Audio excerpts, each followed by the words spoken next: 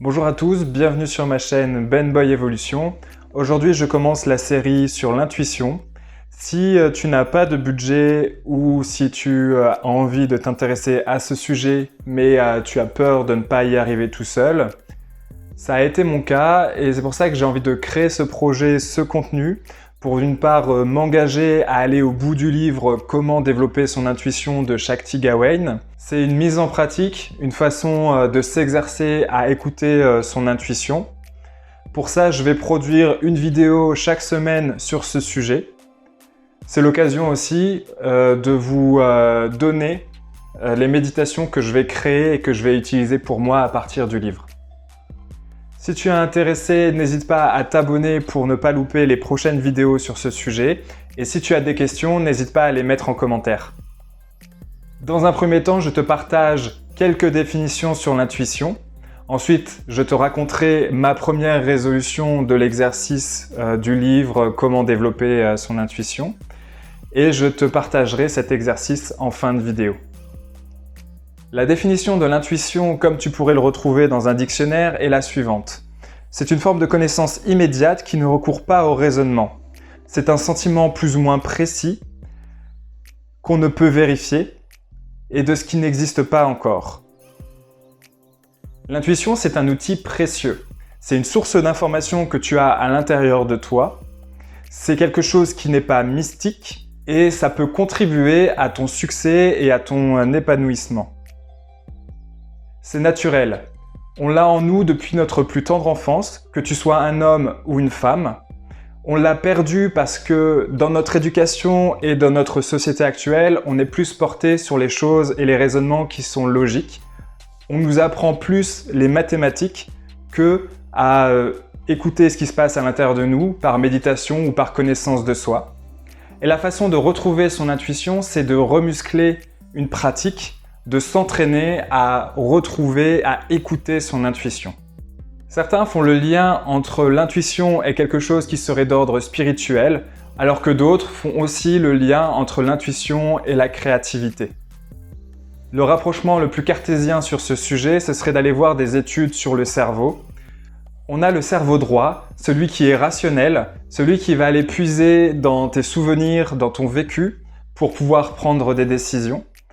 Et on a le cerveau gauche, celui qui est intuitif, créatif et qui est plus une source d'information infinie. Il ne faut pas confondre l'intuition et l'instinct. L'instinct, c'est quelque chose qui est codé dans nos gènes, qui est là pour notre survie, que ce soit par agressivité, par sexualité. Souvent, l'instinct est aussi réprimé parce qu'on vit dans une société qui a des codes où toutes ces parts-là sont mises de côté. Mon but et celui que je veux partager, c'est de retrouver cet équilibre entre le mental, les ressentis du corps, l'intuition et aussi vivre ses instincts. Tous ces pôles font partie de l'homme et j'ai aussi envie de pouvoir vivre cet ensemble. La dernière expérience forte d'intuition que j'ai eue, c'est une fois où je me retrouvais en voiture. Je me posais des questions sur mon job, ce que je voulais faire de ma vie. Et là, j'ai su qu'il fallait que je quitte mon emploi. C'était quelque chose qui était vraiment profond et j'ai senti une chaleur partout dans mon corps et je savais que c'était le choix que je devais prendre.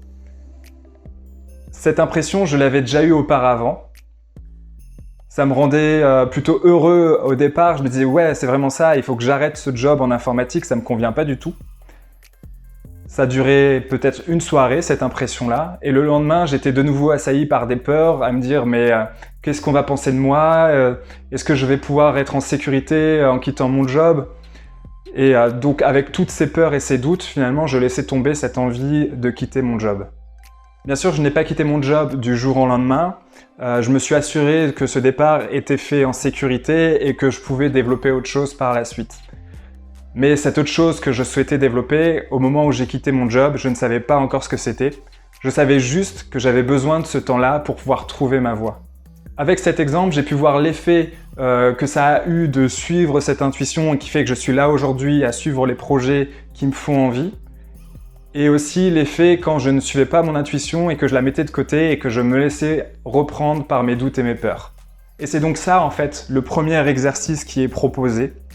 c'est d'aller se souvenir d'une sensation, d'une impression d'intuition et de voir ce qui s'est passé pour toi lorsque tu as suivi cette intuition ou lorsque tu ne l'as pas suivie. Bien sûr, c'est un exercice qui n'est pas simple. On n'accède pas tous du jour au lendemain à l'intuition en claquant des doigts. Si ça a été perdu, il faut voir comment la retrouver. Je te propose donc la méditation que j'ai enregistrée, que je te mets en barre d'infos. Et si cet exercice ne fonctionne pas, ce n'est pas grave. Peut-être que des souvenirs te reviendront dans les jours ou les semaines à venir. Alors là, tu pourras te reposer ces questions-là. Ou peut-être que les prochains exercices que je te proposerai dans la suite des épisodes que je vais faire sur ce sujet pourront t'aider à retrouver et faire du lien avec ton intuition.